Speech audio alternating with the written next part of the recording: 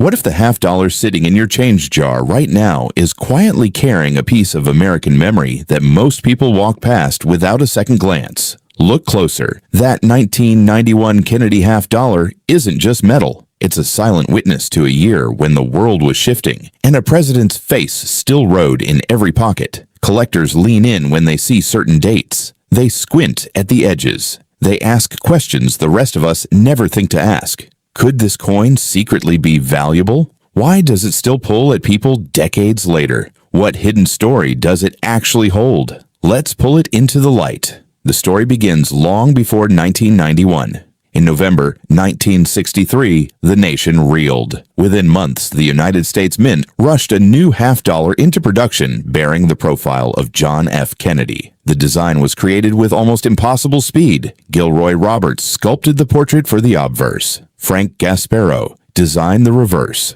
By early 1964, the first coins left the presses, and Americans lined up to hold a piece of the fallen president. The Kennedy half-dollar became more than currency. It became a memorial that people could touch. Fast forward nearly 3 decades, 1991. The Cold War was ending. The Gulf War had just begun. Personal computers were moving into living rooms. And still, the Mint struck Kennedy half-dollars for circulation.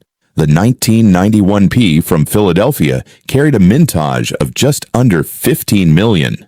The 1991D from Denver was only slightly higher. Compared with earlier years that flooded the country with hundreds of millions of pieces, these numbers feel restrained. That restraint matters to collectors today. Hold the coin in your hand, and the design still feels alive. Kennedy's profile faces left, hair swept back, the word liberty arcing above him, the motto, "In God we trust," below. The date sits at the bottom like a quiet timestamp. Flip it over, and the presidential eagle spreads its wings, clutching an olive branch and arrows, the shield across its chest. Around the rim, the words United States of America and half-dollar complete the circle. Stars and rays frame the eagle. The Latin motto, A Pluribus Unum, rides a ribbon above its head. Everything is balanced, formal, almost cinematic. Yet most people never notice the small details that separate ordinary from interesting.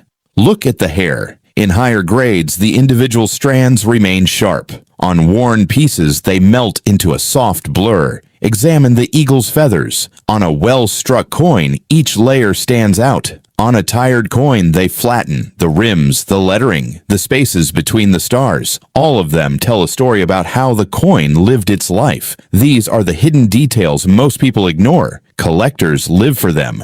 Now the question of mint marks. The 1991 circulation strikes came from Philadelphia and Denver. Philadelphia coins of that era often carried no mint mark. Denver coins show a small D. Proof versions were struck in San Francisco with an S.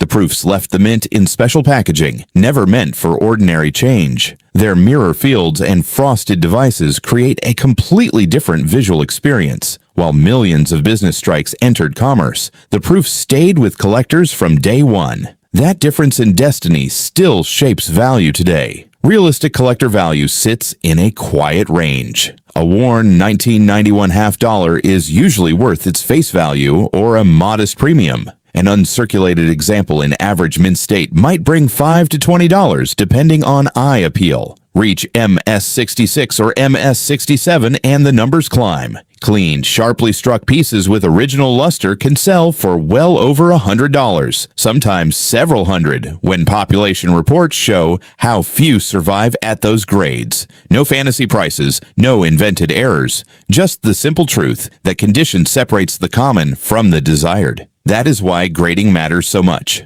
A coin that spent decades in a cash register looks tired. One that rested in a collection or a carefully saved roll can still flash cartwheel luster under a light. Professional grading services lock in that difference. Collectors pay for certainty. They pay for beauty that has not been lost to time, but numbers only tell part of the story. Coin collecting is emotional. People keep half dollars because they remember the year they were born, the year a parent gave them their first big coin, the year the world felt like it was changing. A 1991 Kennedy half dollar can become a private time capsule. It can sit in a drawer for 30 years and still carry the weight of a face that once symbolized hope and loss at the same time. That emotional attachment is real. It is why some collectors will never sell a certain date, even when the market says they should. Picture the atmosphere of 1991. Evening news filled with images of desert tanks and collapsing walls,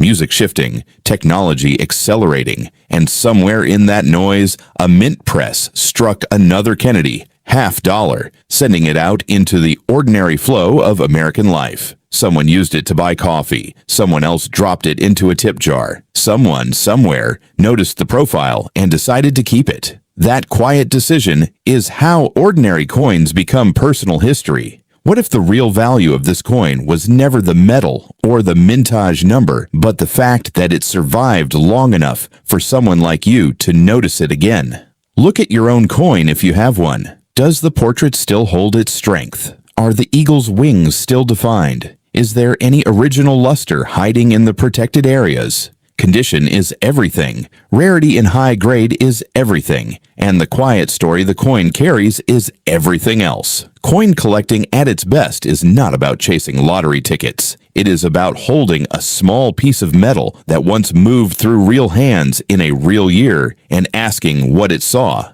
The 1991 Kennedy half dollar is not the rarest coin in the series. It is not a silver issue. It is not a famous error.